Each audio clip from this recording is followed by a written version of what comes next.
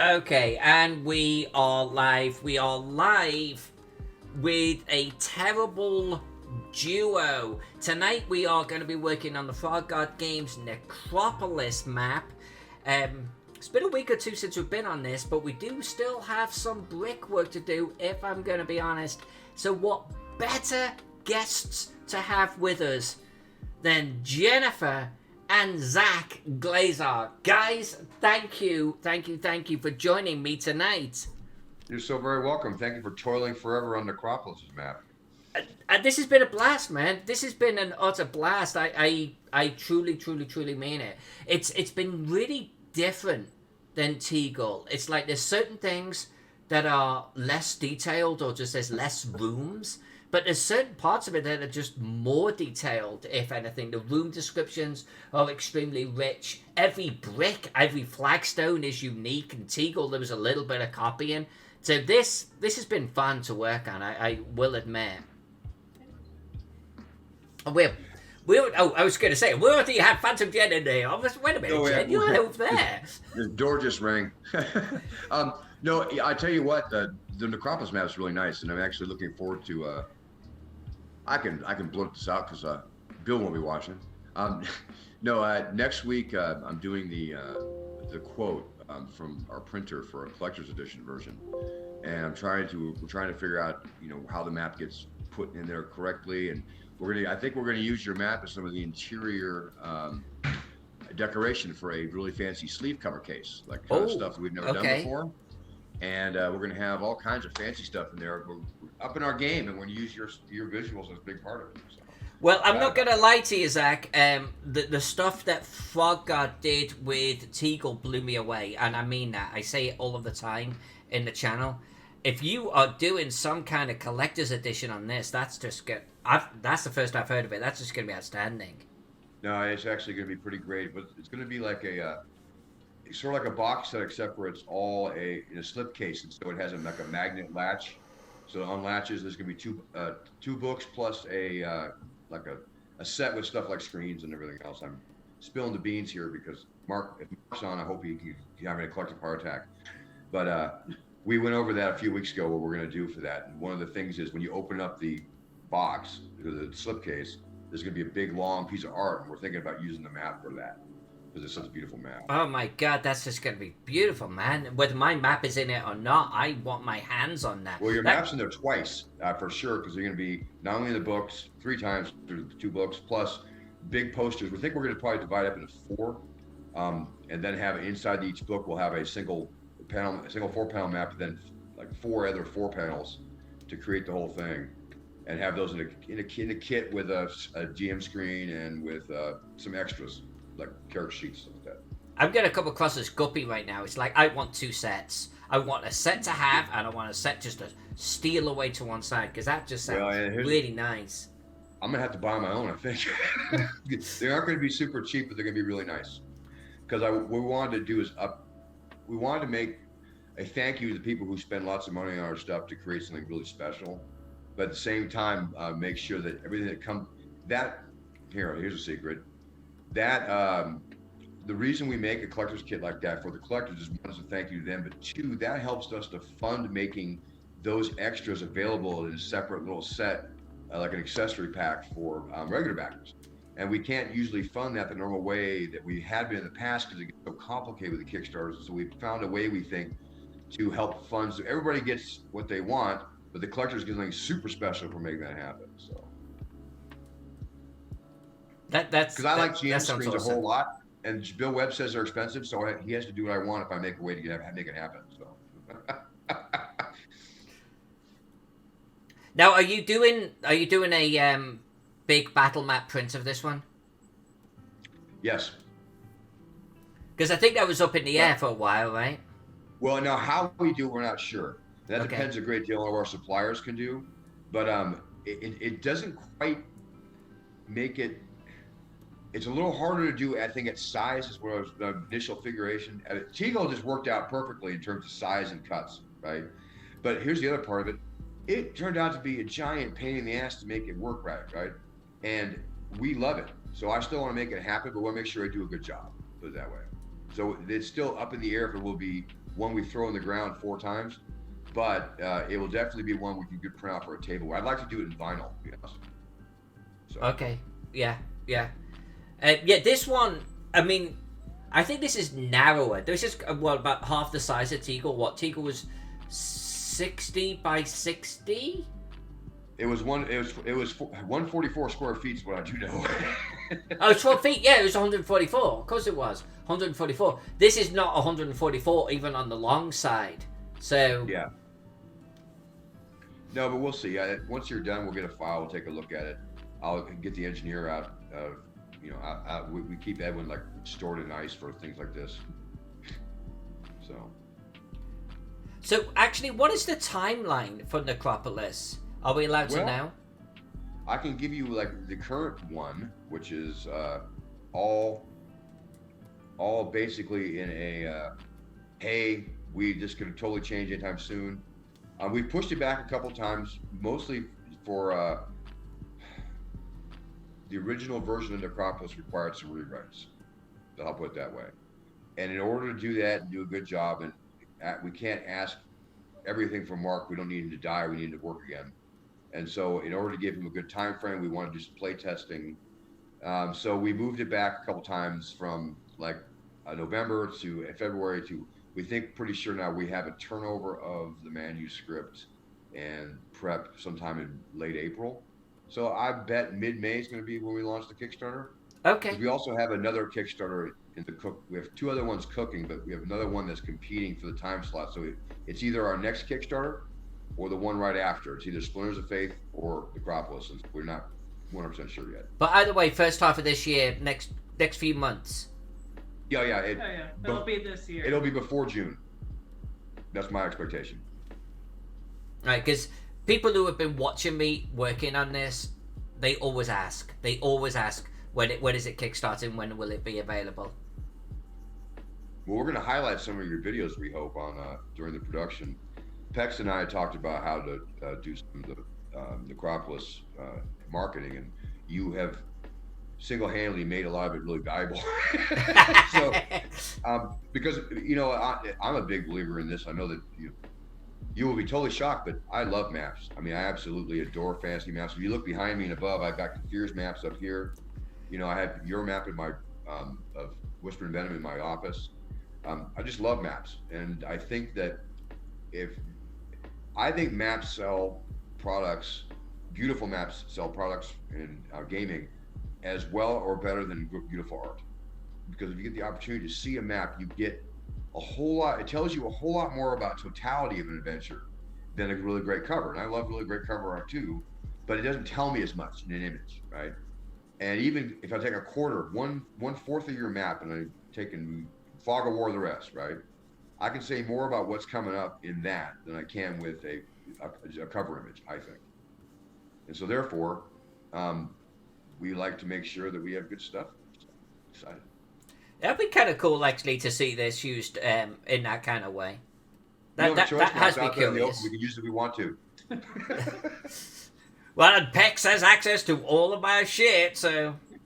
Well, yeah, but we'll get permission first, like officially, because we don't rely on Pex for that part. So no, but we're excited. I think that Necropolis is it's a good product that's been made a whole lot better by Mark recently, and I think that it had all the baggage of old school adventuring without any of the cool parts of the new rules. Mark completely flip-flopped that to make it having all the cool extras of old school stuff that we don't see as much anymore, but it follows the rules in a way that makes it smooth, and also, I hate to say this, but updates the language to be a little more modern and sensitive in a way that I think I'm proud of.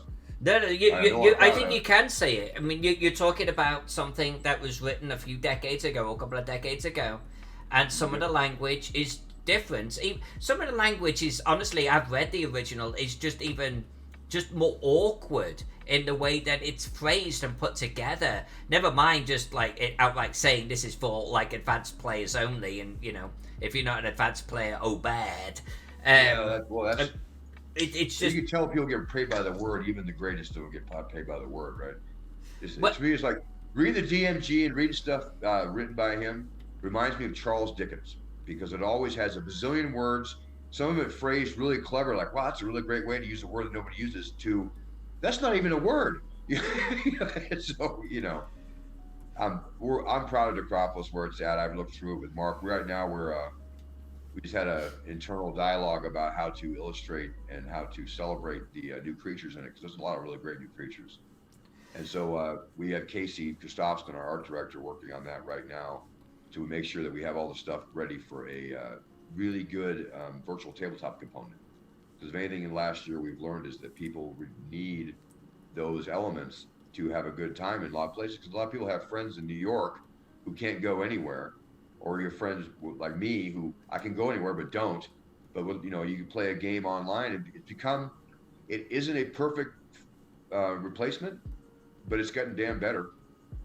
So we want to make sure the tools are there. So we've got all that put together, because when the initial art orders went in on this, it was 2.5 years ago. So we weren't looking at it from the same perspective. So we had to add some extra capital into it to make sure that we make it the best it can be. So excited. So I've had the benefit of sitting down and talking to Mark, who's been doing some of the, let's call it enhancements writing that he's been working on. Can you... You ever seen a slave galley? Yeah. I'm the guy on the drums, and poor Mark's the guy on the oars. He really works his ass off on this. He worked. I know he worked his ass off on that. But can you give any examples of, because Mark is very careful with his wording, right? As we all are. This is not a rewrite. We don't want it to be presented as a rewrite, but there's definitely been a modernization to it while still keeping the entire spirit of you remember Necropolis. the Star Wars movies from the 90s when they redid the other ones, the enhanced editions or the special editions? This is a special edition Necropolis, a modern, updated and modernized for your pleasure. There you go, special edition. I think that's a great way of describing it. Because I noticed all this. The core stuff is there. There's a really cool traps and main things that we actually updated to make them make sense for 5e. Because before they just did kind of random stuff that didn't make sense in more modern games.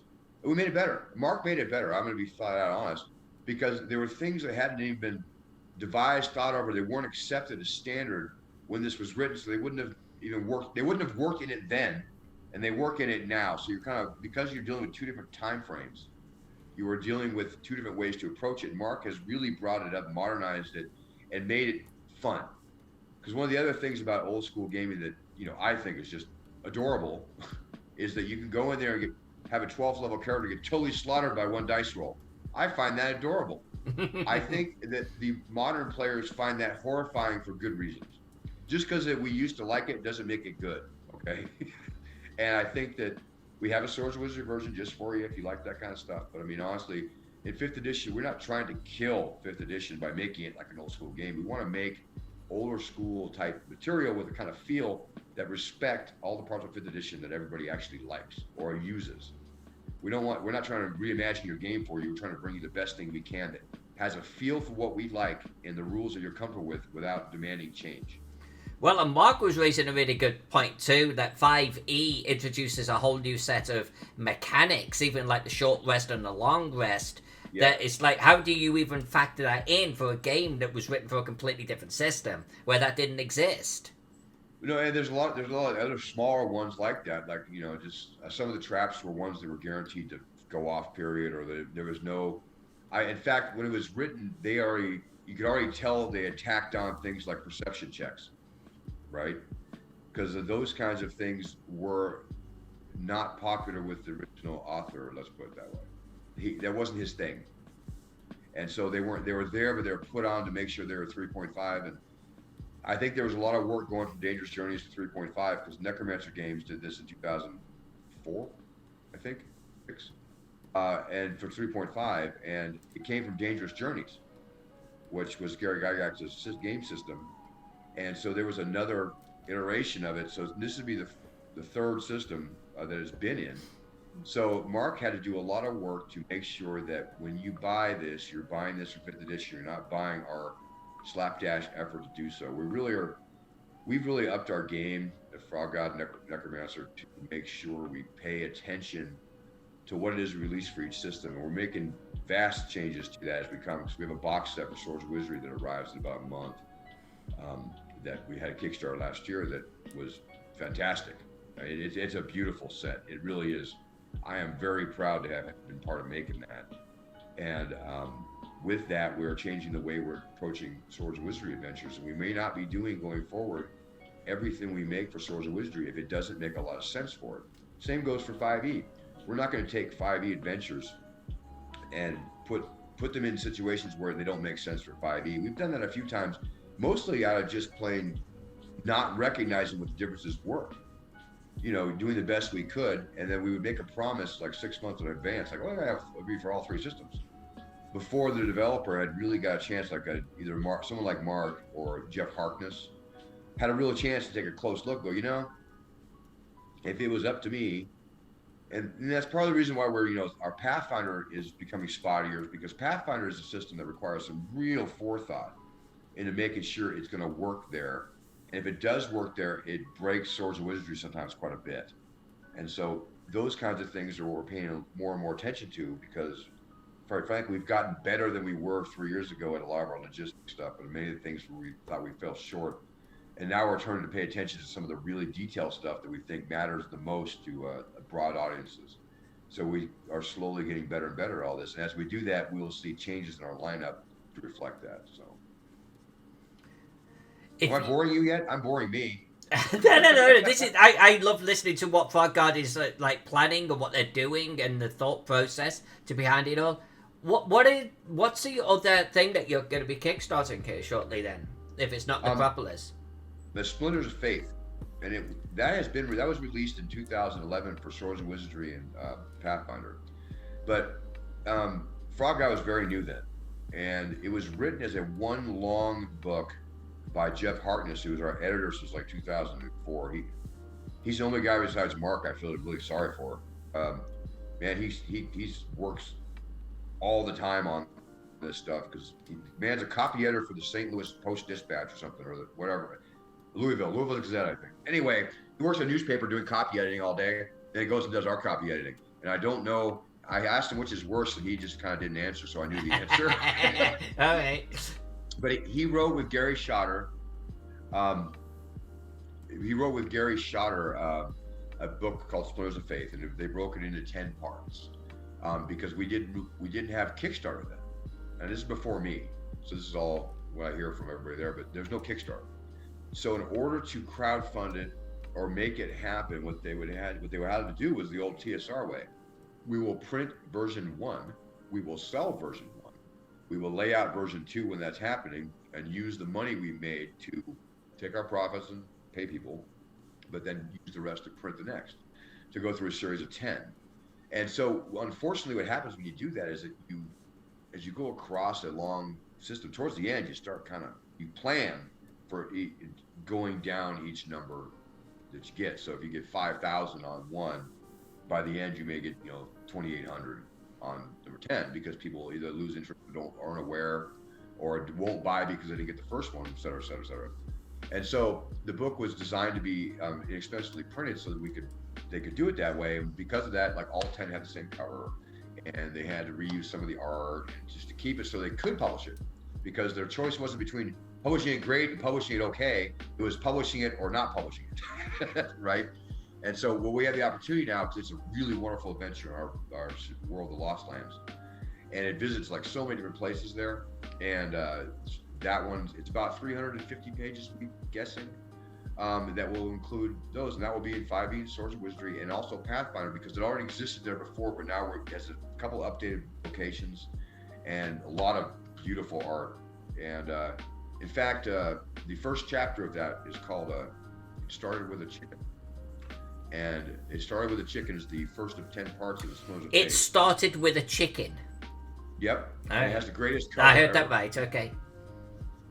And that book is going to be available as like a preview module coming up here for our game day in April. And I just saw some of the other interior art and the maps, and man, they did a good job. So I'm real excited about it. It Started with a Chicken's a great title. the cover is real menacing because it winds up there and it winds up being basically a War of the Gods kind of thing. And it's just it's a wonderful little adventure that really brings you into it. So that's going to give people a chance to actually, if they want to know what it's like when we run the Kickstarter for Splinters of Faith, we'll probably run a sale on a PDF or have PDF available for sale so they can see it, or a preview of 4 pages or something. They get an idea of what the book's going to be, because the guy who's laying it out is named Rich Oliver, and he's going to be doing the layout from the Starved Chicken, and he's going to update that and do the entire book for there. So what you're getting in the preview is a close approximation of what you can expect in the quality and style of the book itself that's coming out at the Kickstarter. So it will be done when the Kickstarter's done. Both Necropolis and Splinters of Faith, thank you. This is why I have her. The College of Splinters of Faith will be laid out and on their way to Regent and printed in China by the time the end of the Kickstarter happens. We're basically waiting for the Kickstarter to end to get the numbers so we can get them turned around as fast as possible. Because one of the things with COVID was we found out how hard it became when you had all kinds of unknowns with shipping and containers and everything else. We don't want it.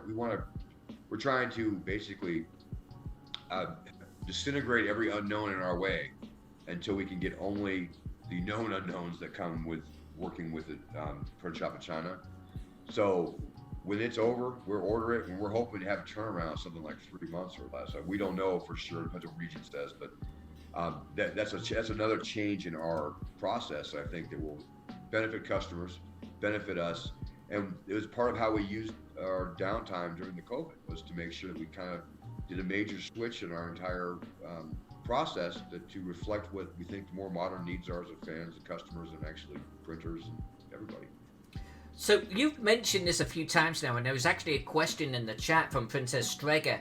What is, I don't want to say the official stance, but how much Pathfinder does Frog God endeavor to support moving forward? Are you always going to be doing 5e Pathfinder Swords and Wizardry, or does Pathfinder kind of sit on the edges there? That's a great question, and you know what? If I had a perfect answer for you, I would tell you that we had an answer. The truth is, we have stuff in the pipe all the way up through next year that's definitely Pathfinder 1. It was definitely at least going to be a print-on-demand option on the Kickstarter for Pathfinder 1. It will at least be in some of our Indiegogos and potential other models we have for short modules, because we already have them. And we have a customer base for them. And we love Pathfinder people, because without them, there was no Frog God. And it's one of those things that, say what you want about Paizo, without Paizo, there's almost no role-playing games. During the horrible drought of the 4E period, they made it possible to still make games and make fun games, and because of them, we're here. So if you play Pathfinder 1, we want to support you as much as we can, but we're running into an issue. And the issue is we don't have the depth of the ability to make sure on a timely fashion.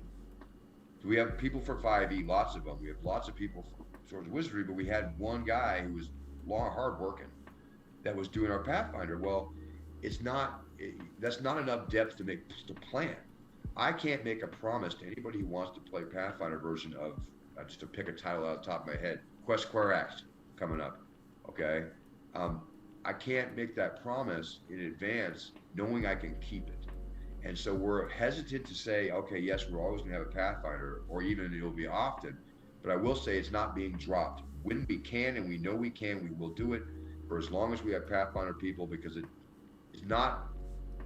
it's just as hard to do it with a print book and a PDF, but without a good converted document to start from, we can't get it done. But one nice part is that Michael Mars Russell, who is a wonderful Pathfinder converter, has a Patreon where if we can't make sure in advance we have material that we could get from him, or he hasn't already looked at it out, or has been turned in and done, he's basically given us free license to take our stuff, make conversion notes so you can play it in Pathfinder with minimal work. And that's a stopgap measure in a way, because we don't want to get rid of it, but we also want to make sure let's put it this way. We do a lot of republishing of stuff as well, and there's some of the stuff that was early on Pathfinder, we don't intend to ever not include them if they haven't one in existence. And so when we print something anew and it's fresh, they'll get a fresh version of it. There should be an option for that. But on some material, it won't be, because, like I talked about earlier, a Pathfinder module is not always the same. And as you'll see, Swords and Wizardry of all things, that's our product. We love it because we own it, right? You'll see some products we release without a Swords and Wizardry component. Alchemy we did back last year. There is no Swords and Wizardry, but there is Pathfinder. Why? It didn't work for Swords and Wizardry. It's unnecessary stuff that we would be selling to people without a purpose except to take their money. And although I love taking the money, we actually have to think real carefully before we do. So. And the other part, though, that I don't think a lot of people realize is Paizo hasn't released the rights for small publishers to do Pathfinder 2. You have to have special permission for them to do so, apply for it, and we, to be honest, we're not confident in how many people are going to take us that choice, and so we haven't supported heavily. Legendary Games is doing so, and we kind of sit and go, but it hasn't had the reception I think that either they or we had hoped it had. So we're where we are. I actually didn't know that about Paizo and the way that Pathfinder 2 was being handled. So were they handling it a little bit more like Chaosium and Call of Cthulhu then? Well, I think so. I don't actually have. All I know is when it first came out, we had no avenue to do so. Interesting. Okay. And everybody else tells me that. I have not read their documentation, but I believe them. It's just that our interest in it was pretty high, and then when we thought reception was kind of not as, the enthusiasm wasn't there for us to make because that's a big investment for us. That's a huge investment for Frog God and Necromancer to go and say, okay, we're going to add a whole new system. And it's not that we don't want it to be success. We want every company to actually have success, because the more people buy role-playing games, the better we do. But we have to be careful where we place our resources, because we already strain ourselves. We are 3 times the size we were when I was picked up by Frog God, and we are still straining with resources, because everything we do, we could do more and better if we had more and better stuff. So we have to be careful with choosing. So, is it fair to say that Pathfinder 2 or Pathfinder 1 is still extremely strong? For us, it is very strong. And we probably have a bit skewed, because a lot of our customers we've had going on have always been Pathfinder 1 players. But a lot of to be honest with you, we were going to cut Pathfinder 1 2 years ago. And then we got a woman named, I can't remember her name now, Jennifer Jones. She sent us a picture of her standing next to a pile of Pathfinder 1 books, including most of ours, taller than she was. Explained that she was not interested in playing a new system. We had been her favorite company forever. Will we please reconsider? And that began a long dialogue internally that we had. And no one was against it. No one was like, we don't want any more Pathfinder ever. Screw Pathfinder. No one was that way at all. It's like, can we do it? Is there a way? And the way it turned out to be to make smaller stuff and use them within Indiegogos to make sure we could support it as best we can. And then print on demand became a possible option for like the bigger projects, because one of the problems you have with printing in Hong Kong is that you have to have a minimal number of units to make it anywhere near possible, but so we wouldn't know the cost. However, with print on demand, I can figure out the cost once I know the page count instantly. So we can provide a product that is, although not our first choice for a long time for Pathfinder 1, for people who like it. And without those customers who were with us with Pathfinder 1, we wouldn't be here. So it's fair to say the interest is tapering off. It is. It's an older system, but you know what? Swords and Wizardry is basically white box D&D, so interest doesn't taper off forever. I don't know. If people still want to play Pathfinder 1 in 5 years, and we can actually do that at a profit, and not even a huge one, at one that's reasonable, we'll do it. Because none of us are anything against Pathfinder or any other system at all. Though, quite frankly, Astonishing Swords and Sorcerers Hyperborea is a terrible system. You should hate Jeff Kalanian. No, I'm kidding. I'm going to put you on the spot now. I want to know your favorite Frog God title separately for Pathfinder, Swords and Wizardry, and 5e, as it stands right now. For Pathfinder. Slumbering Czar for Pathfinder, because Greg Vaughn, that was his magnum opus, and it's only fair, and it's only available for Pathfinder. And there's a reason why. we have a Swords and Wizardry conversion for it, we can't release because it doesn't work, or it's so much work and we're not confident the reception on it. So Slumbering Czar for Pathfinder. For Swords and Wizardry, without a doubt, is the box set we just did. And then for 5e, I'm a big fan, and probably the only big fan, of Whisper and Venom 5e, which will be coming out later this year. Which actually, so there's a scoop. There's a scoop because you guys are going to re-release Whisper and Venom. And that one might be for Pathfinder as well, because we have the original version, so there's not really a whole lot of update to it except for the art and the map that you did, the maps that you didn't do that Lloyd and I did. We're getting updated by Robert. And so yours is as is. We have 0 changes. We looked at that. We're like, yeah, we're good. But this some updated stuff, a little bit of stats, and the same kind of thing. Like I wrote some things that I'm not as proud of when I wrote them in 2010 that I wrote now, that we've updated. That's enough to make better. And so it's a little bit of an upgrade. But I have a Pathfinder version that Jeff. What's the last name? Jeff. Damn it, I'm so terrible, but he's not watching. But a guy I worked with originally, I worked at Microsoft, his name is Jeff, that did the conversion for Pathfinder, did a nice job. And we have a version that was done originally for Laboratory that is easy for Swords and Wizardry. So we'll have those available for that. And so I'm excited about that. The 5e one I'm really excited about because Edwin Nagy, who works with me at the very end of Whisper and Venom, that's how I met him. You know, it is. That's how I met Edwin. Edwin sent me an email saying I had a bunch of grammar errors. And I'm like, well, I want to fix them. Give it to me. And he was so surprised that I asked for them to be fixed that we became friendly. And now he works for the Frog God and does the same thing to me now. But yeah, so that's coming up. But if I had to take myself out of that question, to be non-flippant, Steve Winter wrote The City That Dripped Blood. And I think it's not quite an adventure, not quite a setting, but it was our first Indiegogo. Big fan of it. Love Marcus Sergos' art on it. It's short and I think concise and really cool. So that's one that almost nobody loves. The other one I would say that nobody heralds, I think it's great. Bunnies and Burrows that Dennis Astaire wrote.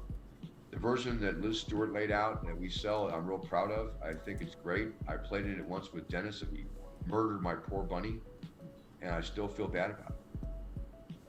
I mean, I hate myself that I don't own a copy of Bunnies and Burrows. You should, if you only knew somebody who could find you one. I've played that game once or twice, and it is such a good game. And you've got me at Bunnies and Burrows. It's so good. And it is, as far as sales go for it, it's a consistent seller every month. Because there are enough of us who remember Watership Down and being horrified by children that we want to go back and fix those memories by surviving. So, no, Dr. Sestero did a great job. It's a beautiful looking book. Jim Wampler helped find the cover and the artist for that, and it came out just lovely. Casey got some art from the inside that was just great. But Dr. Sestero and Dr. Robinson were serious people about bunnies, man. They actually, they ran at TotalCon last year. Because of course TotalCon was the only convention that I went to last year, and I played Bunnies and Burrows with them. They both ran. They're nuts. Yeah. I hope to be A, as old as they are someday, and B, if I get that old, I want to be that cool. Yeah. No, I'm serious. I mean, those guys, like, that's hardcore nerdery. Because I remember asking them, hey, can we do a YouTube video or interview you? He goes, Dennis can't even operate a VHS VCR. He owned one for 8 years and never plugged it in. I'm like, ha ha ha! Like, this is awesome. I want to be like. They're going to run it at North Texas RPG Con this summer too. Dr. Bolton? Yeah. Oh, nice. So let's talk about conventions then. Let's talk about conventions this year. Obviously, we're at a little bit of a brink of things, with a lot of people getting vaccinated nowadays, but still not everyone has. Some speculation that it's still going to be about half the year before things settle down. What are the plans for you both, convention-wise, this year? So, virtual or otherwise? Starting today, actually, is the kickoff of Virtual GaryCon, which will be happening all weekend. And I know Alyssa has her 3 events, so I think your one event might be full already. Yeah, so yeah, I'm not sure how many I'm in, but I think it's at least I think it's painting Friday, painting Saturday, Gaxmore Sunday, and I'm in an inclusivity panel on Saturday afternoon. And small publisher, so that's 5. So I'm doing 5 things for Gary Khan. Well, one of those really sucks. That's the same one I'm in. Well, that just means that we can be good cop, bad cop, Zach. That's right. Well, you know what? Last time I was on your show, I had a different person with me, and I'm glad he's not here now. I can say that out loud. Yes, so tomorrow night, Zach and Alyssa with Skeeter Green will be doing small press publishing. And I think you guys are talking more about art this time. We are. And that's Green with an F. And actually, I don't know what we're talking about. I just got invited. I'm like, yeah, sure, I'll be there. So don't know that's either. quality right there. There's a reason why I had Skeeter's name in it, because he loves doing these, and he does a great job. And one of the reasons I think makes it interesting when we do it is for people who contend is that we kind of focus it towards who's there and questions we get, and try to get as many different viewpoints as we can without it becoming like giant CF. And we do pretty good. Last one I was real proud of. We did a good job because we really do want to see. Look, my life changed because I published Whisper and Venom, 100%. And it changed before I got to Frog God or got paid for this, because I was really proud of something I had made. I never ever completed anything before. And I think that the satisfaction and the skills and the knowledge and the friendships that I made, I want everybody to have that. And there's nothing, we don't live in a world where this stuff I know is secret. Pain in the ass to learn, but if I can make it easier on people to learn, I want to. I know Skeeter wants to. And you're on Twitch showing as you do it. I mean, so obviously, you know, we want everybody to get a chance to do what we think is great. And like anything else, we have the greatest hobby in the world for all the talk about, you know, nasty people and everything else. You know, in general, we have the greatest people in the world in this hobby. We want to share, we want to talk, we want to build stuff, play stuff, buy stuff, do stuff. We get to be Peter Pans, all of us. And I don't, what's the equivalent of Peter Pan? Priscilla Pan? Anyway, you know, but Priscilla Pan? Did I just hear that right? Yeah. I was trying to think of the equivalent. Making up stuff. But I was trying to think of the equivalent of never grow up, right? But we get to do that, grow up, and still get to do what we love as children. And I want everybody to have that much fun. It's great. It really is. It's great stuff. And we make things that are fun for everybody that can last for hours, that are, I mean, honestly, if I played Rapid Addict, and I never will, I want to sedate this right now. But I won't. No, Rapid Addict from beginning to end, I'd rather be dead. I wouldn't wish that I'm my worst enemy. However, there are thousands of hours of entertainment in that book for $100, right? We made it, took us months, but if people want to play the stuff we made, there's so many options for you. There's so much fun, and everybody does it differently. It's really infinite inside of a page. And so we get to make and sell those kinds of things. I get to see artists that start out, you know, firstly begging to be in a book to getting hired by Paizo and like outgrow us, right? And I get to watch people succeed and cool people show up, and it's just great. So Skeeter wanted to share that with everybody. That's what the whole point of the small publisher. And that one is tomorrow night, and it's 4 Pacific time, I think, right? I think it's 5. Beats me. Please hold, I'll look. She's looking it up. That's what she does. So we have Gary Con virtual, and 5 p.m. Pacific. but that's kind of towards the declining end of our virtual cons. We have our Frog God game days where you can buy and starve the chicken. You should have said. Well, and I do want to know what Frog God is going to do at GaryCon, but tell me about this FrogCon. So it's not necessarily a convention. What we're doing is game days, and it gives an opportunity for the community on Discord. It's on the Frog Discord, where you get to play with the writers, our layout people, our artists. We're doing seminars this time. We are. Yeah. Where again, you'll be in that one. So it's just we keep moving it around, because since we weren't able to go to conventions last year, we started the Frog God game days. And so this is our 3rd one, and it's happened April 9th through 11th. And we even the community gets to run games, their favorite Frog God or Necromancer games at midnight on Friday night and Saturday. And so one of the Midnight Madness games is actually 12 hours, so that's going to be interesting. Okay.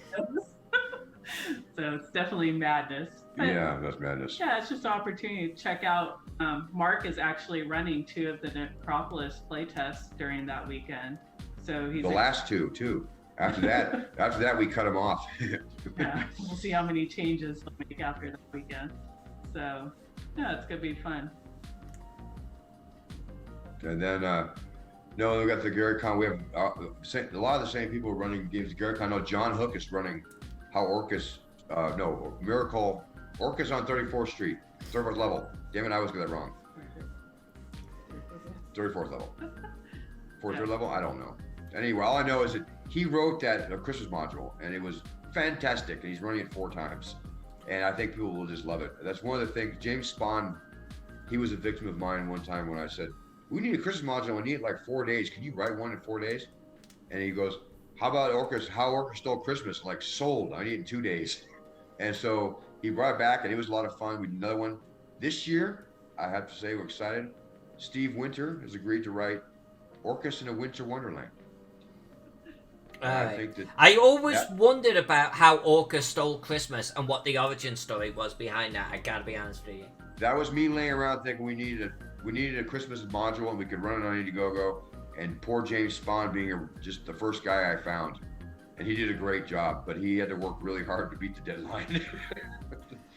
So, and it sold real well. It was a lot of fun. It's a great one to sell at conventions. It's a great one to show to game stores at Christmas. It's just fun. So, okay, Gary Con, this weekend, starting, I think Jennifer said tonight, really, but definitely tomorrow. What are Frog Gods doing at Gary Con? John Hook's there, Bill's there, right?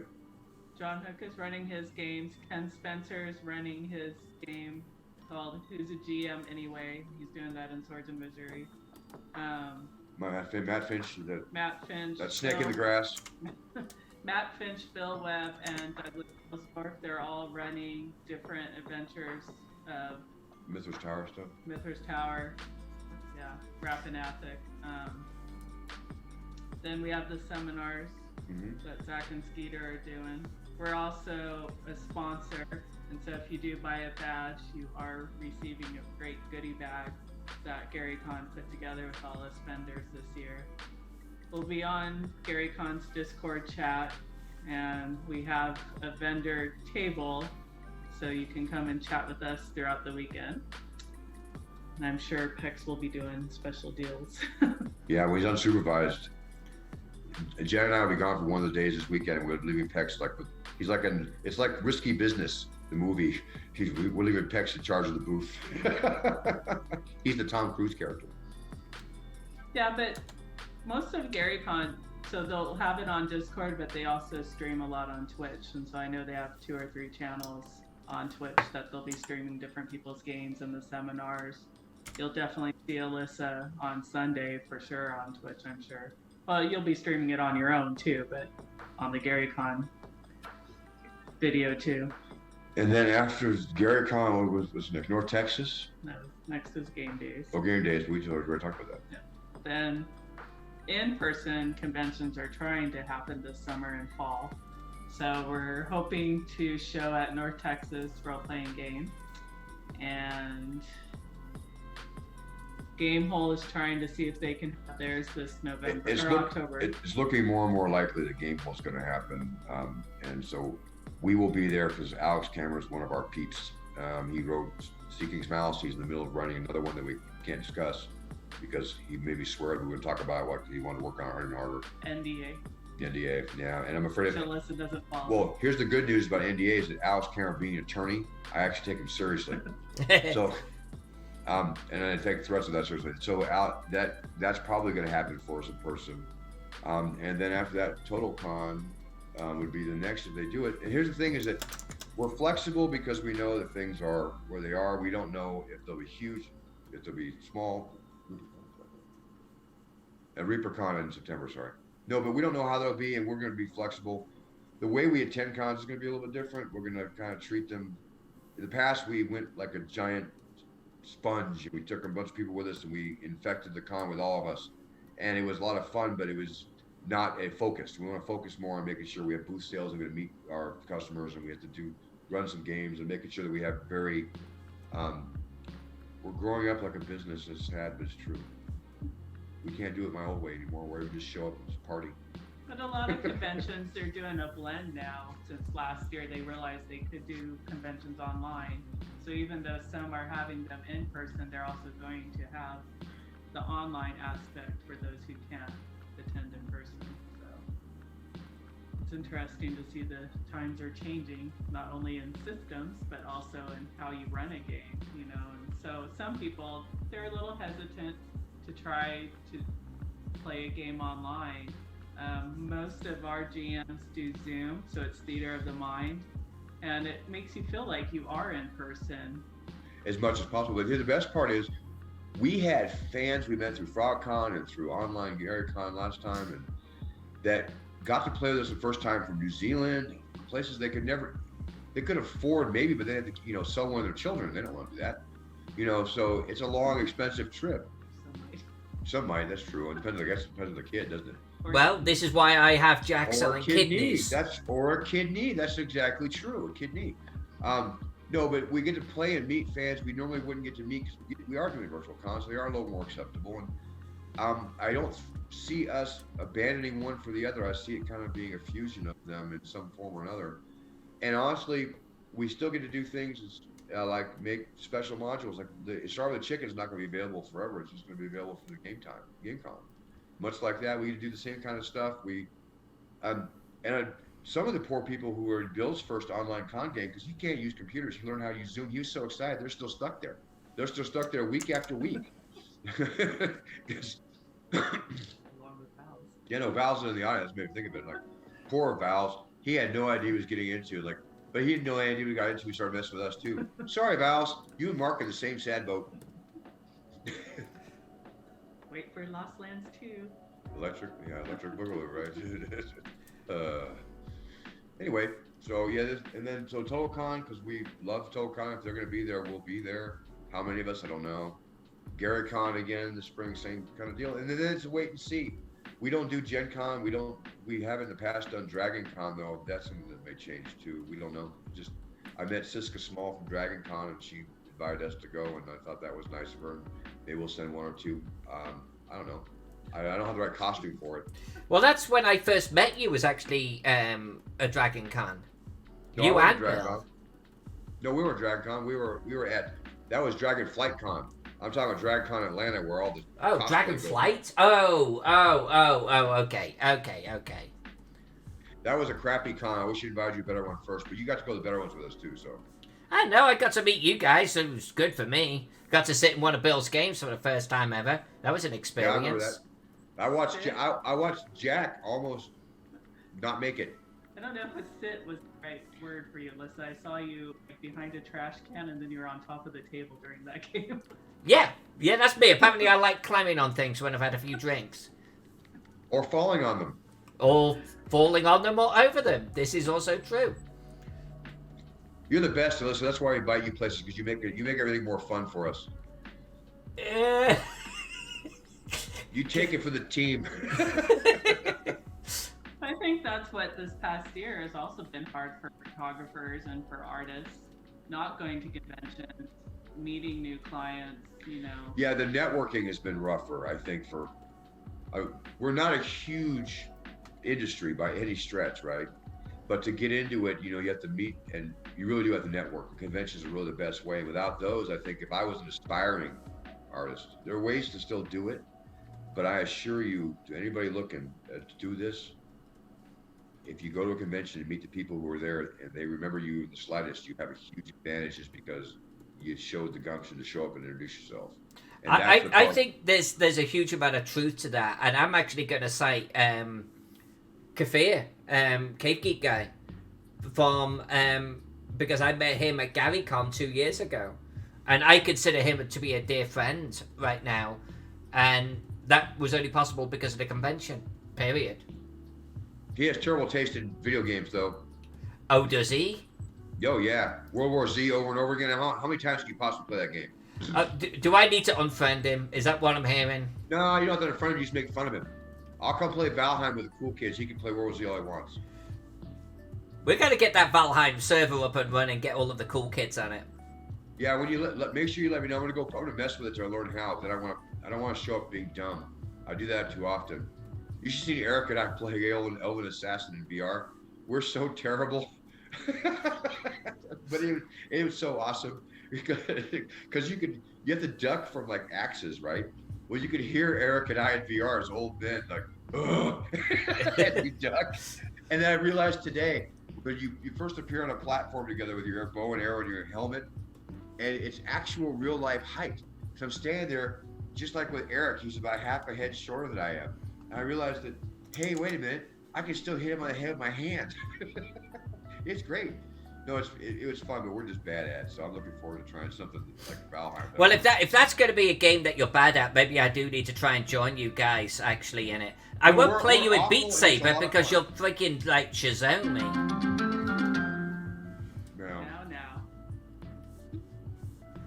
I'm only good at Beat Saber because I've played it for 10,000 hours. You can be good at anything when you do it that long. You get scores on Beat Saber though, where I'm sitting there looking at your screenshot and I go, how? I can't even wrap my brain around it. I've done 20-minute songs. You spin me right around 15 minutes. It makes you want to die. I assure you. Hey, I've listened to my sister playing that shit when she was like 13 years of age. Over and over and over. It's got to be one of my all-time hated songs. No, and 360 Beat Saber VR has become that way for me too. But no, I find that I use because I can't find music that's made by other mappers very often because a lot of it's anime stuff I don't know and things I'm old. Like I didn't know what BTS was when they had the update. I had no idea. So, but I go to this software called Beat Sage where I can create my own map. They're not perfect, but they're long, and I like the songs. And so you can go 1,200 blocks in 7 minutes, and that gets you this kind of scores. You just got to practice. I just practice enough. It's fun. No one will play it with me, so luckily I don't need anybody else. I can play that by myself. Goddamn. I want to give two shout outs here. I want to give a shout out to Chibisho 8183. Thank you for the follow. That's really, really appreciated. And I want everyone in the chat to know that Gallant Knight Games is with us. Gallant Knight Games is the company behind the Viking map that I have been working on in the first half of each week. And I want to give a huge shout out to them because that's an incredibly fun project. I've seen you show that map. Your map is beautiful for them. Gallant Knight's lucky.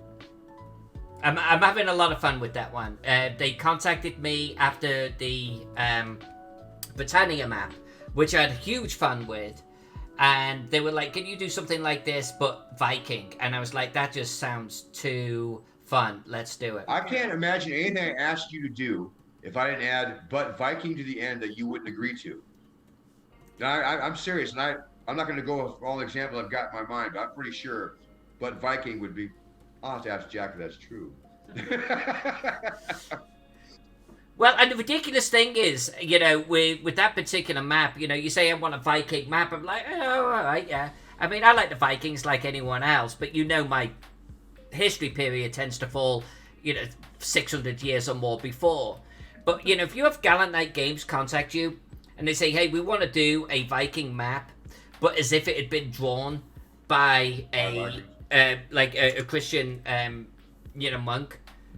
I'm going to, so it's all illuminated and shit. I'm like, okay, yeah, I think I'm on board with this one. This just sounds too cool. Well, and the thing is, you're probably one of the 3 people in the world that I would like, if anybody asked me, and they knew who to ask, obviously, so they didn't ask. But if anybody asked me, do you need an illuminated map from the 3rd century, but whatever one you pick, right? You don't have to be Vikings. Like, I need a 3rd century map of the Huns, their invasion. What was written as if it was written by a Northern Greek, monk, East Orthodox monk, whatever. You pick a time period of thing. You are the go-to person for that. That's actually pretty damn cool when you think about it. Well, I get a lot of fun out of it myself because.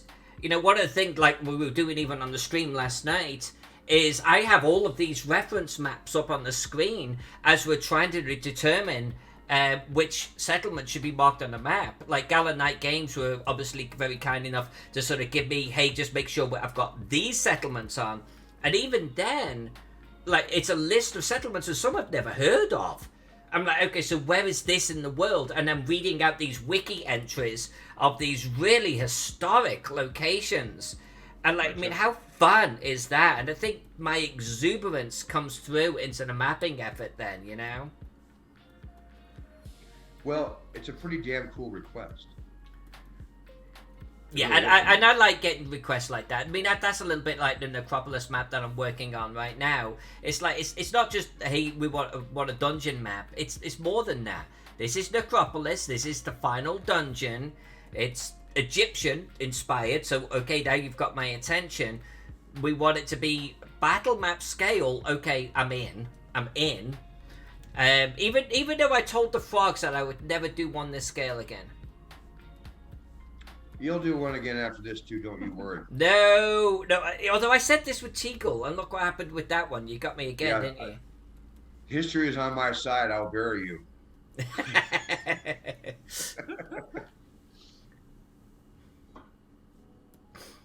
Brian McWhirter saying Gallant Knight Games came out with D6 Zorro. They did. I own it. It's true. I bought it at the game store. I was excited. See, I told you, Gallant Knight. I told you on Facebook. People like your shit. They do. I know you had that one idiot, like, posting something ridiculous, but people like your stuff. Who, Gallant Knight stuff? Yeah, of course they do. He did Tiny Dungeon. Did you Tiny Dungeon too? He did lots of great stuff. No, they make good stuff. The Zorro book is beautiful. It's well done. So. Well, Gallant Knight just had one of those days where, of course, he got a review from someone that couldn't even spell. So, right there, you kind of know exactly the nature of who's leaving this feedback. That's the worst part of being in publishing, is that your critics are sometimes the worst of the worst. Because they just, some of them, if you can't, you critique, right? And when they don't read the book very thoroughly or haven't actually ever run a session, and doing a critique on a game is pretty lame. Well, so here's a funny one about Teagle, actually. I happened to be, I don't know what it was. I came across this forum post talking about my Teagle map. Okay? Genuinely. And the guy was reviewing it and said, the problem is, some of these rooms have no entrances or exits. Clearly the person did not look at the map too closely. And right then, I knew that they weren't looking at the GM version. No, they're looking at the player map. They were looking at the player map, where the secret doors are, of course, completely hidden. So, and this person's writing a review. I'm like, all right, yeah, that's cool. That's legit. I've been assisting Frog God with some of their customer service. All of them. And some of the emails that I've received, like one person was really upset, didn't like the stuff, wanted a refund. And I said, well, what product are you talking about? It wasn't even a Frog God product. So I had to lead them to the right website. Oh, no. That company was. Oh, Lord. And then Nice. another one, they didn't receive their Kickstarter, pledge. And I said, well, which one? And they show it to me. And I mean, it wasn't even connected. Like, I couldn't even put dots. It wasn't even an RPG. And I'm like, how did you even get this address? So, yeah. So don't worry about the reviews. Yeah. One bad egg that's not paying attention. I must be leaning on my tools today. I've got like this whole potion bottle thing going on. I'm just gonna delete these. Get back on my brush. There we go. Gallant Knight Games says, since you're doing the drawing, I'm doing the whiskey drinking. You know what? I would drink to that, except Jack has not poured me a drink. Jack! God damn it, Jack! I don't even think he's on right now. Nope, I don't have my phone near me. Oh, I'll call him. You want to call Jack? I'll call Jack till I get your drink. No, he's heard. He's scuttling past. There he is. The power of the Glazers right there. Yeah. No, just this one.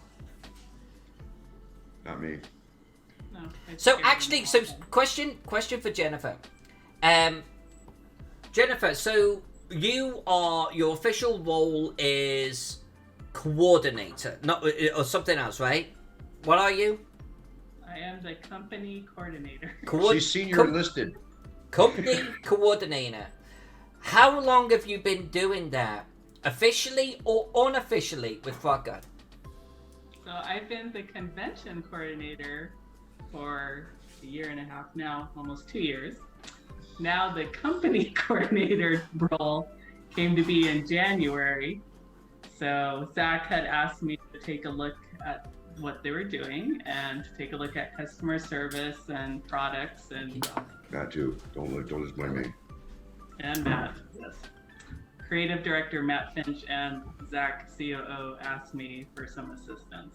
So I've been doing this since January, poking my nose in, just seeing how things could run and be efficient. And there's nothing Jen's ever seen and done that couldn't be made more efficient by her in 30 seconds or less. And so Matt and I were just talking like, we know what we need. We need to have something, and our customer service, customer interaction, general like follow through with just all kinds of organizational things are a stopgap because we've grown so much.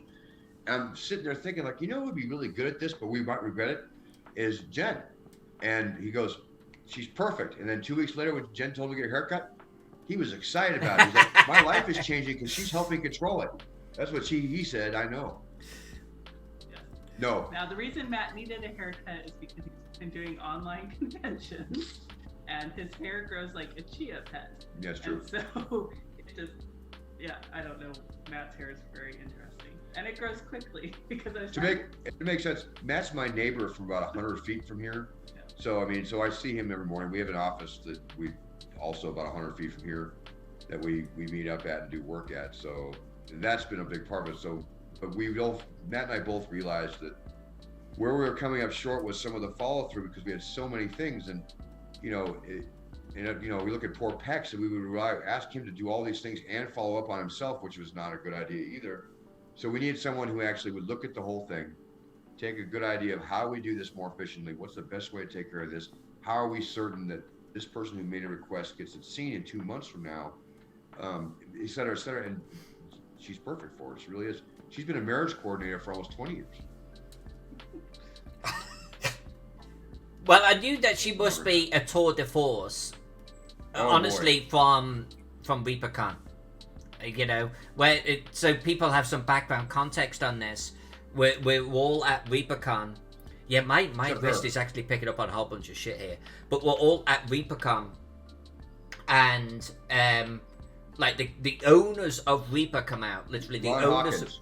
What's that? Yeah, Ron Hawkins, president of Reaper. President of Reaper comes out.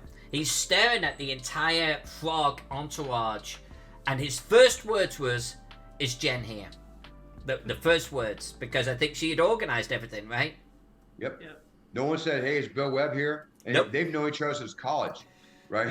Like no one said that. No one said, "Is Bill Webb here?" No one said, "Is the CEO here? Is Matt Finch your most major creative director and author here?" No, it was Jen there. And you know why? Because Jen had worked with him over and over again to make sure that what they needed in paperwork for us to do the vending booth legally in Texas, which was awesome that they asked that for a change. And all the product for swag. All the product for swag and making sure that we had everything that made ReaperCon successful.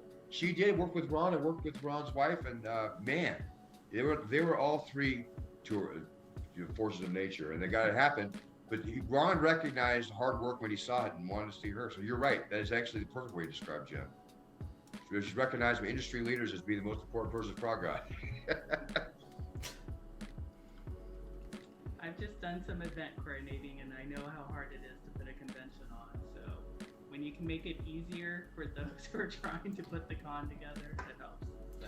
Well, I think there's nothing but truth to that, Jen, without a doubt. And I think I started to get a whole new level of respect for any level of coordination like that. It was actually when I visited the Reaper HQ, because they do those guided tours, and they led the tour into the office of the young lady who actually manages their ReaperCon, and her entire wall was this massive whiteboard with nothing but a mass of, it looked like math on it. It was crazy, the sheer volume of organization on that board.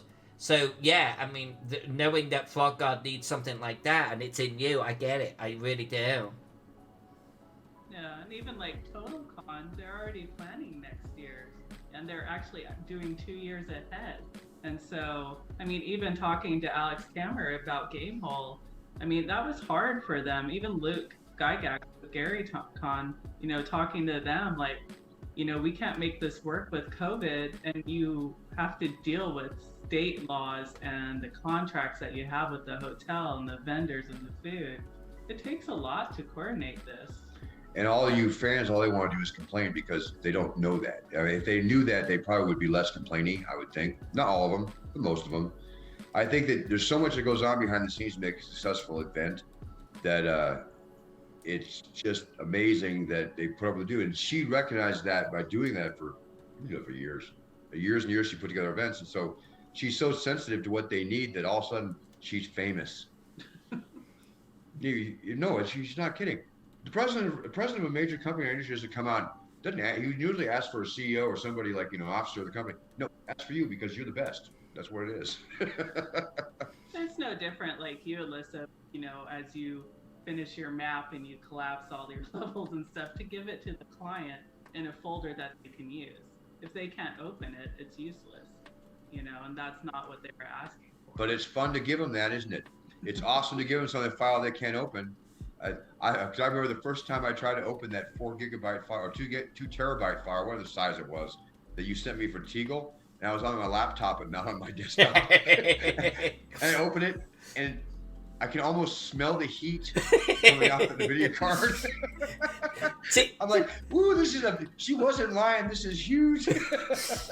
Yeah, and then when Brian McWhirter did the text file for that, and I imported it into the map, and even my computer started to smoke, I was like, "Oh boy, this is a big map. This is a big map." I bought like an $8,000 Alienware just because I'm stupid, and so I bought the super. I had to go to that machine, make sure I had both of the video cards turned on to a SLI, and then I had the SLI attached in Photoshop to have so much RAM assigned to it, so I could open the file and actually move the scroll bar without having to grow old. And it worked. It actually looked really smooth, but I had to make it so it would because that file was awesome.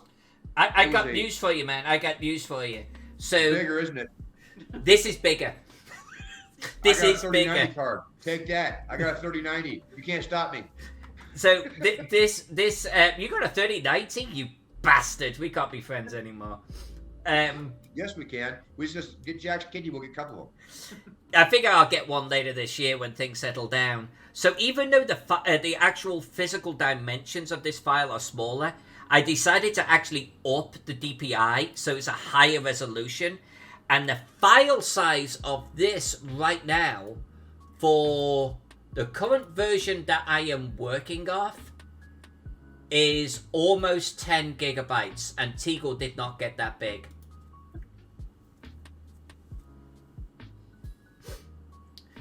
Hey, wall. That was terribly pronunciated, but hey, let's do it, Jen. Hey, it's good to have you here. But yeah, Zach, when you asked me to do this map, I can't say no to the frogs. You know that, even though I wanted to say no.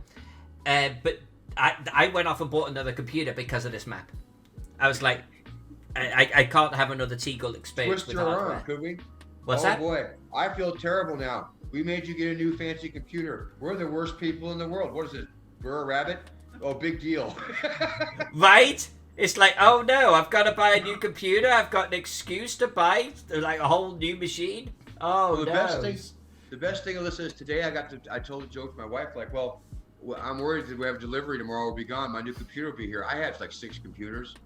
And rather than go, you should have bought another computer, she just goes, oh, a computer, really? That's all she says. She's resigned now. You don't get beaten, you get beaten by just the over-the-top purchasing. Poor woman. But yeah. We made you buy a new computer. Sorry about that. No. It had to be done. It was a good excuse. But then it was like, well, now I've got a new computer. I could go bigger. Yes, you can. So we know that in a couple of years when we ask you for the next one. A couple of years?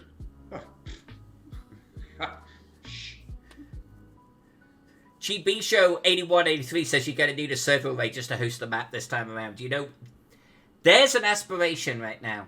Frog God asked me to do another map after this one, and this time I have to have a server array just to handle it. Done. My tech knowledge is pretty out to date, but they used to call them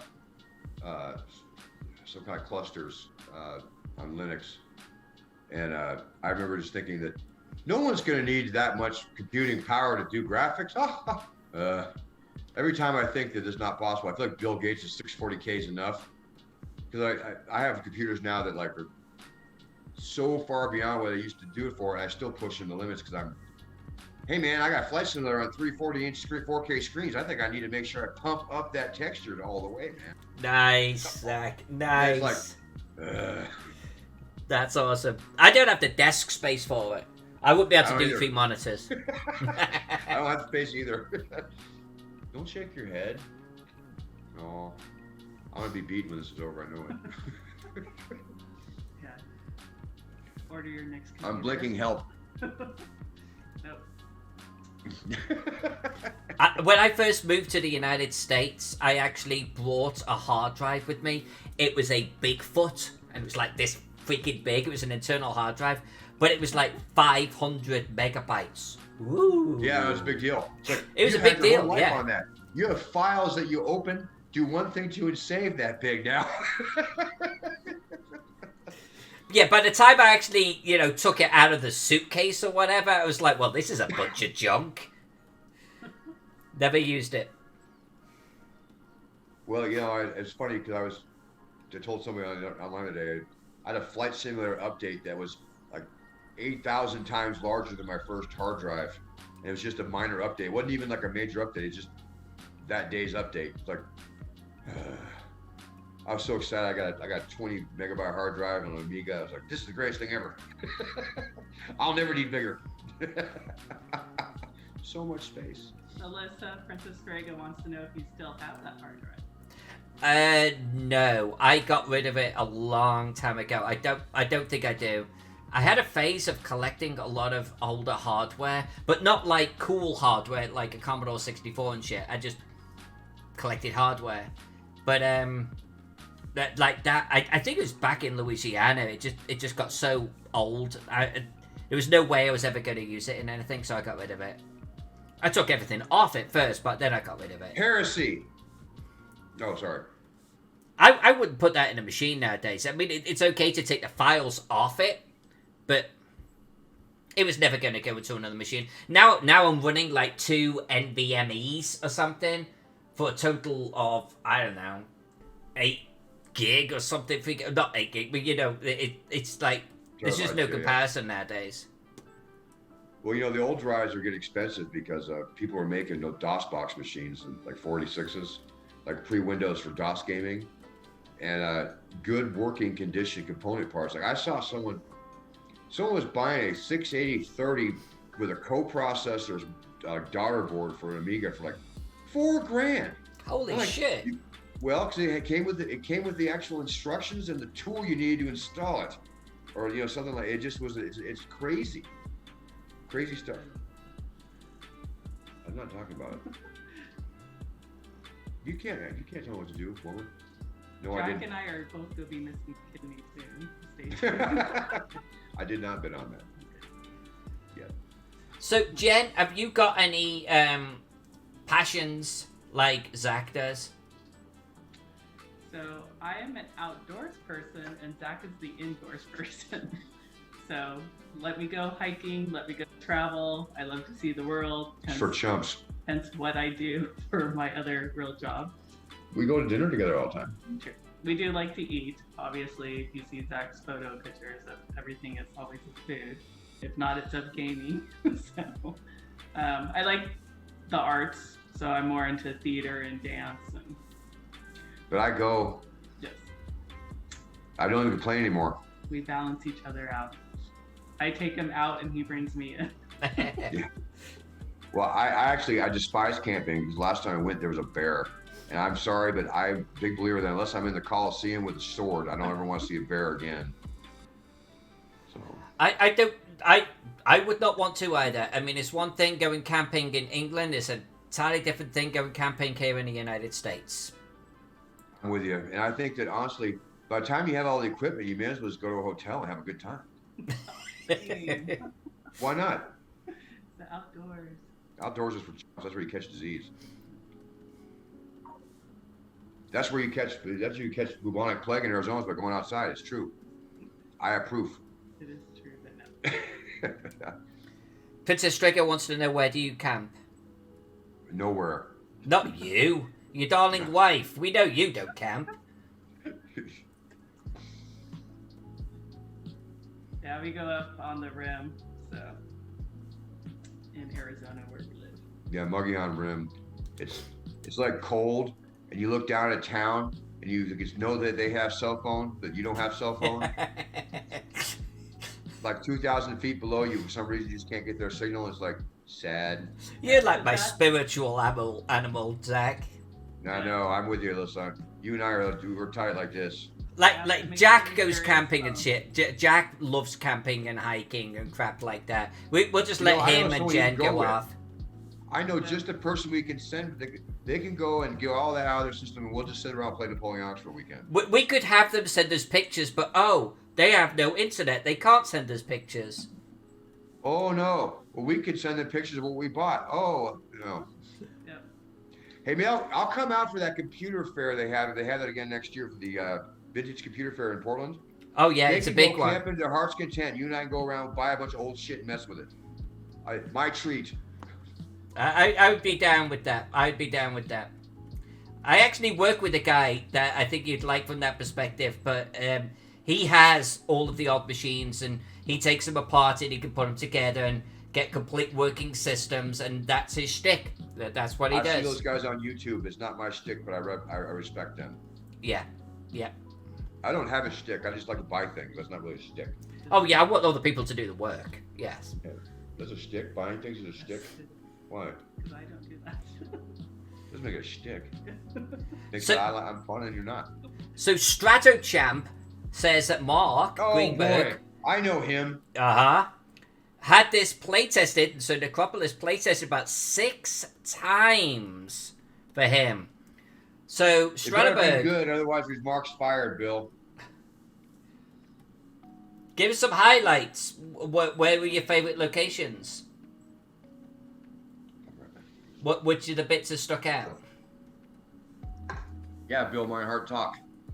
Oh, is this Bill? Yeah, Meinhardt. Yeah, I think so. I didn't know Bill actually knew how to get on Zoom and such on Twitch. I didn't either. That's my foot. I'm having a revelation right now. Both here. It's what God made the hyperlink. Mark is here too. Oh boy. Apparently, I was awesome. That's the highlight. Of course. Of course.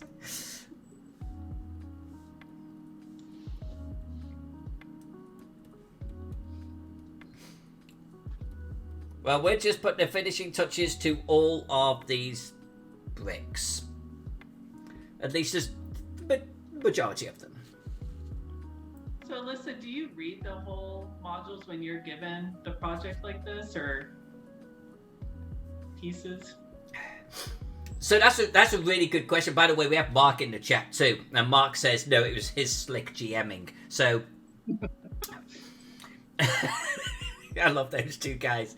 No, that's a really good question. So here's the crazy thing. Ever since that I've started, so I can actually bundle Gaxmore, Teagle, and Necropolis into this, where I will read the description and then draw it. In all of those instances, I actually know nothing about the actual adventure itself, because I always stay away from spoilery things, right? So even reading Mark's transcript, and I'm going through it in detail, I skip everything to do with traps, monsters, what players have got to do in the room or not to do. And that was the same on Teagle, and that was the same on Gaxmore. I actually know nothing about them. Like, nothing. So, yeah, I read it, but I end up actually not knowing anything from the process. So you're not going to run this for us for a game day? Well, so it's funny that you should mention that because honestly, so I would love to run something for Frog God on the Frog Game Day. What is it? Frog Day? FrogCon? I would love to, but I don't run 5e. I don't run Swords and Sorcery, so it's like Wizardry. Swords and Wizardry. That would makes a lot more sense. So it's like, yeah, I would like to. I would actually love to run some Teagle or something, because I can't compete with Mark's great GMing of Necropolis. But it's like, I wouldn't even know how to start. We'll have you do the play test with Mark since he's running it.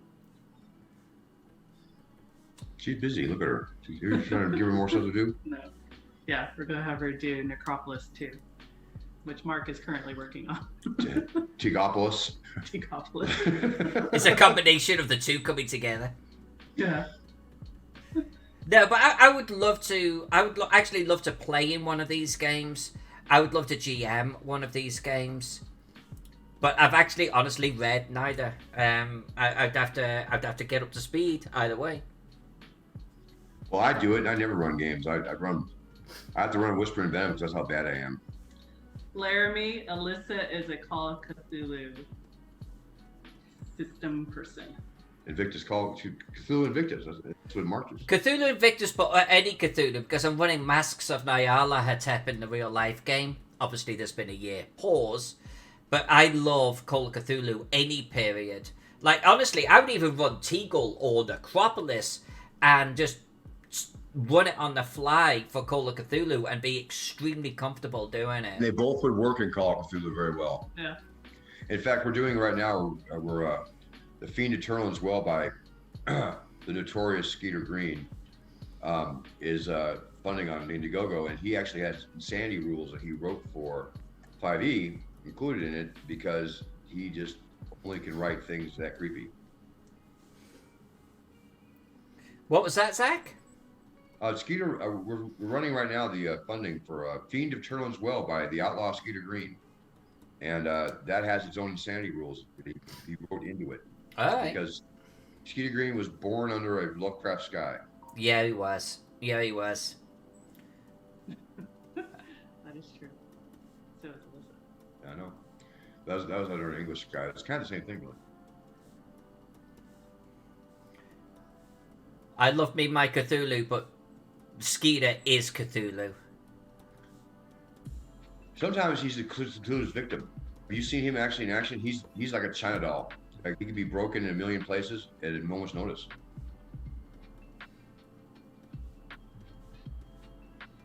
I've seen him injured like 4 times.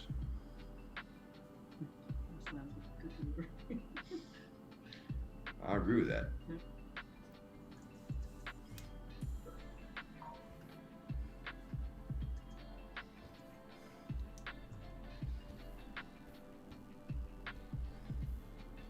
I'm gonna get you, Laramie.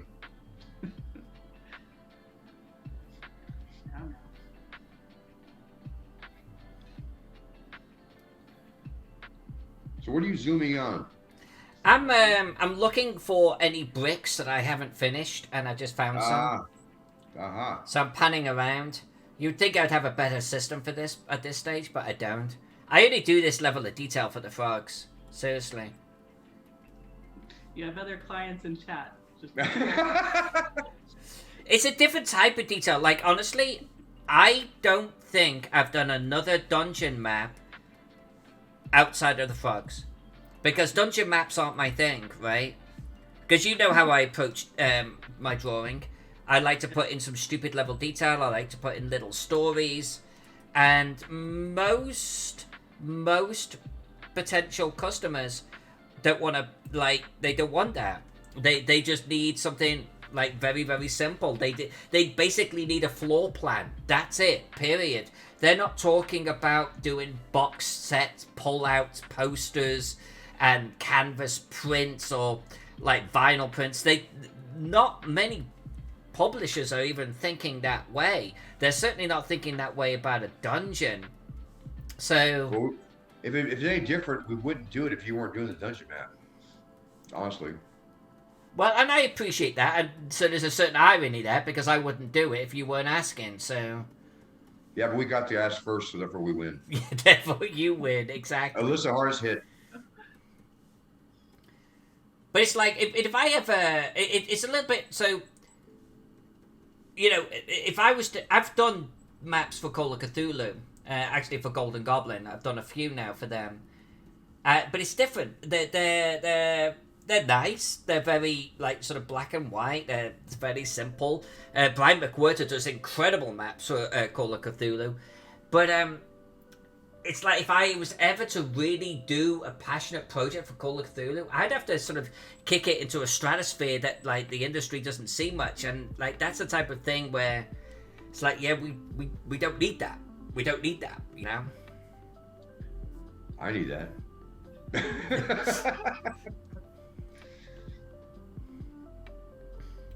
And actually, talking of which, Zach, have you ever seen Brian McWhirter's like Cthulhu props and stuff? Isn't it a product that I own? Because I know I've read about it. No, I'm not sure he even does that many. I mean, he might do a few for for games that but he actually he's done them for me on the side, and they're outstanding. That's awesome. Which I should talk to, because we want to start doing more of those for even our like Swords of Wizardry type games. And so that's something actually after we're done tonight, I have to talk to that snake in the grass, Matt Finch. And when I talk to him, I'll mention that, bring that up, because we've been just discussing that not 2 days ago about handouts and how to handle that. So there you go. So Mr. McWhirter, I hope that we can find something we need from you, because I really want to have more handouts. He does great work. He really does. No, I know he does, and I've seen the stuff he's done for other companies, and I've seen stuff online that he's posted, and it's good stuff. He did some stuff for us, didn't he? With you? Yeah. Yeah, he did great stuff. Yeah, you asked him to do the labels for Teagle. He was helping me out because I wasn't going to keep up. And he did the whole GM layer. And it was brilliant. Thank God. Because honestly, we need you had a team. You had a team. Yeah. You don't often have teams of people on the same map unless you're doing like Greyhawk. Even then, you have Anna and then the people who tell her what to do. You had people doing work with you because there's so much work. Well, I think I might have all of the bricks done on this. You'll find one you missed after we publish it, I promise. Oh, guaranteed.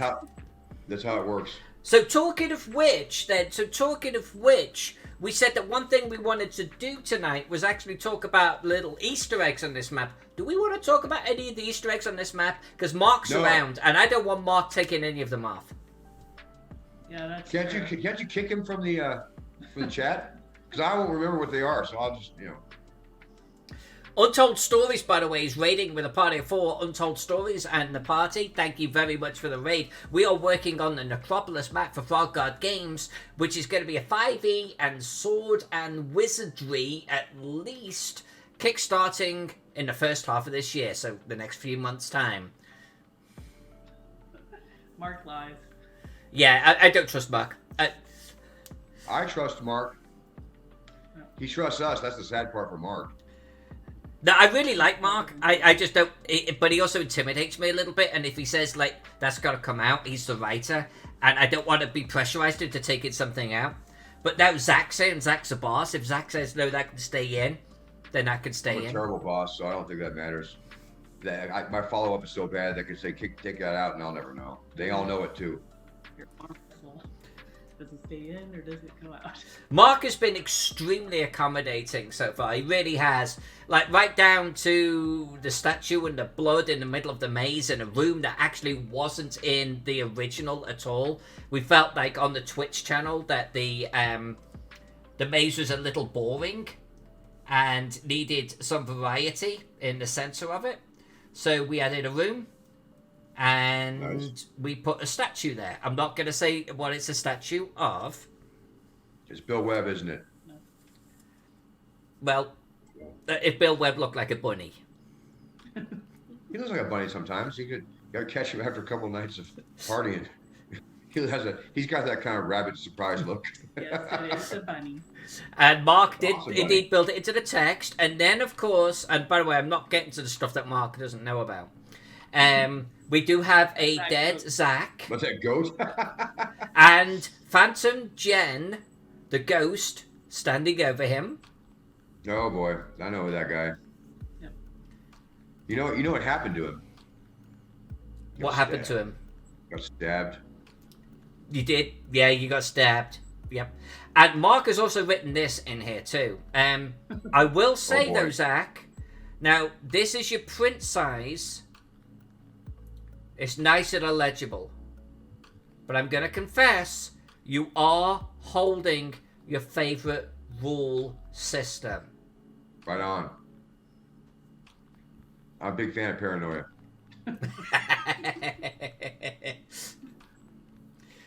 I know. I look. Its evil map was printed, I think, when I found out about it then.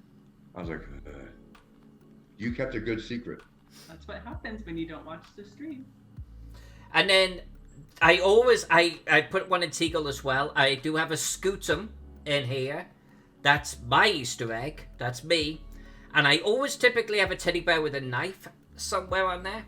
So I added a teddy bear and a knife. And apparently that came out in one of the playthroughs as well. Nice. Hey, you got the blood next to the bed too. Nice touch. You gotta have the details, man. You gotta have the details. Alright, so here's a confession. We do have a game room and everything right here. And of course, if you're gonna have a game room and everything, you gotta have a skee ball machine. I did hide it under the other stuff. On the Teagle map, you put it in a room like they're all ruined, right? Yeah, like you tossed them all in a big pile. Yes. Yes. Couldn't figure out what those were until you guys fessed up about 6 months later. Brian McWhirter actually drew that skee ball PNG that I've got in. All right, never mind. I don't want him anymore. Let me see what else we got. I don't want to spoil everything in here. I definitely don't want to spoil everything. I do have something in this area that even Mark has not noticed, so I'm not gonna zoom in on it by any stretch. Keep moving. Keep moving. We'll keep So as you moving. can tell, my wife's a big fan of your stream and Mr. the Geek stream. You know, See the Geek. And she knows more now about cartography than I do, and it's kind of weird for me. It's a little odd for me. She was talking about Photoshop layers. She got a layer that's doing this, and this is an effect. I'm like, wow, that's amazing. Why you always want to save? She just did. I'm hitting save right now. It's just, even with my new machine, it takes a short while to save right here. So this is normally where I would wrap the stream, and I have finished all of the bricks on this, so this layer is actually done. Zach, Jennifer, anything else that we would like these wonderful people to know about tonight? We have Gary Con coming up starting tomorrow, and Frog God is going to be there, well represented, with things going on every single day. So watch out for that, folks. GaryCon, go over there, check them out. I would love to see you actually join up. We've got FrogCon coming up, beginning of April? Jen, what are the dates on FrogCon? Frog game days are April 9th through 11th. Join us on our Discord. You can sign up now for those. And Jen's been slowly working on me to actually run something at that. So who knows? I'm not gonna do Necropolis. That's Mark's thing. But I might do something else. Alyssa Stratochamp came back and said, favorite moment is when I had Word of Death cast on me. Word of Death. That's the word. The word is no, and I hear that all the time. I'm gonna buy this. No, that's the word of death. I've heard of the Word of Death one. Okay, yeah, I've heard of that moment. Yep. Okay, I understand. We have a list. We picked our spouses as for sane people. Why do we pick sane people? That's not good for us. Hashtag Team Jack. Team J. Team J scares me. Yeah, there you go, Team J. Yeah, they're more popular than us, Zach. Everyone likes them more than us, but we rely on them. Well, we do. Otherwise, I would be homeless. On top of a big pile of books. And I'll send you some more, Alyssa. So, Yeah, and the only other thing I think I want to mention before you close the stream is that if you do like or want to try our stuff, and never tried our stuff before, the Fiend Eternal as well is funding right now. It's in layout right now. It's on Indiegogo. It's great, and the follow up to that one is going to be Death Ship of the Cockroach Princess, which has got to be the greatest title in history. That one's coming as well, and that's also by Matt Finch for their 2-story arc. Those are coming up, and we're excited. The Temple of Dagon we're doing in a week or so. We have lots of stuff coming up. If you never checked us out, please do, because we are doing our best to be the finest game company that treats our customers the best we can with the kind of stuff they want to buy, and we're working on it every day. So please take a look.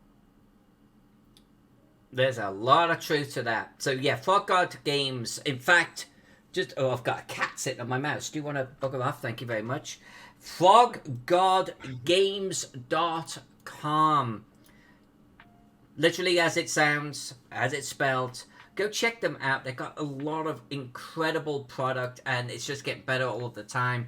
About 18 months ago, 2 years ago, I worked on Teagle for them. It is my first battle map that is literally 12 feet by 12 feet. And you heard that correctly.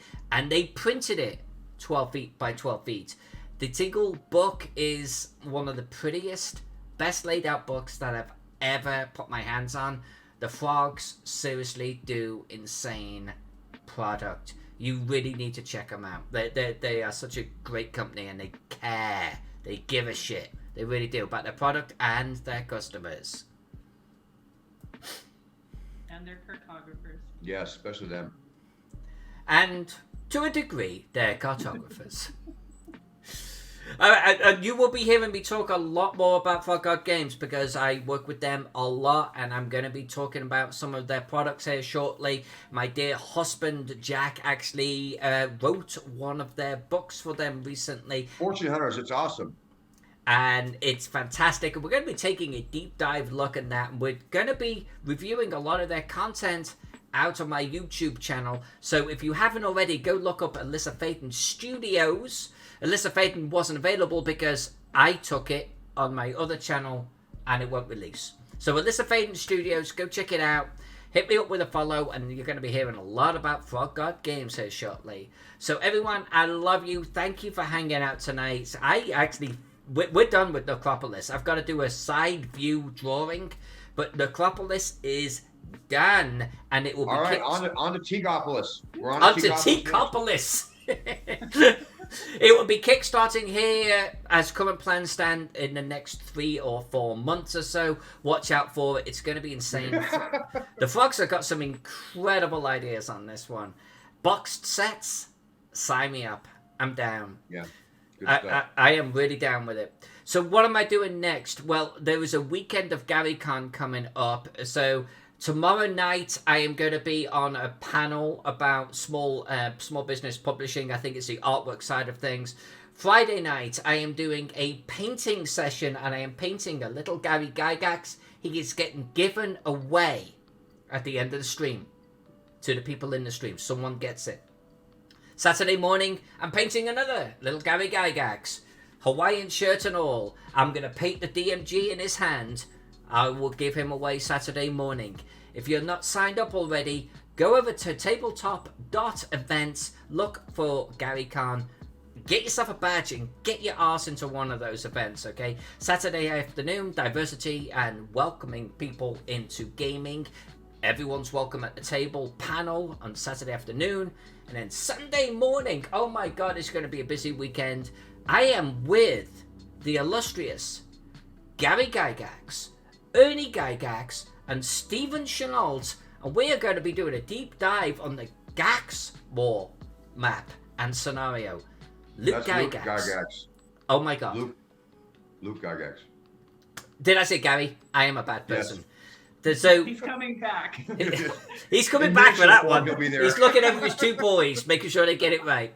But no, so Luke and Ernie, I'm really jazzed about that one. So full weekend. Hopefully every single one of those will eventually make it out to my YouTube channel, so watch out for those if you can't attend. And then next Monday, back into the Gallant Knight Games Viking map, Salt Wolves of the Whale Road, which will be one of my most beautiful maps I think that I've ever done. So lots and lots and lots of things going on. I want to thank all of you for checking in. I really do appreciate it. I love you all. And to Jen and her sidekick Zach, thank you for being with me tonight. Absolutely love you both. All right, thank you. I'll see you all at GaryCon. You better be there, right?